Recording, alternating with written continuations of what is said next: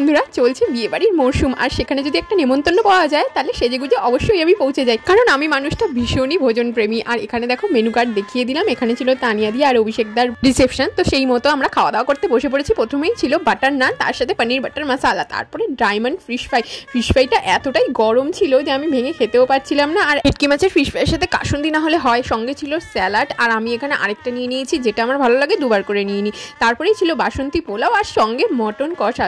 তার জন্য এত অপেক্ষা। মটন কষা দিয়ে বাসন্তী পোলাওটা যা লাগছিল না, দেরি না করে আবার নিয়ে নিলাম বাসন্তী পোলাও সঙ্গে মটন কষা। এই দেখো এক পিস দিচ্ছে, এক পিসে হয় বলো?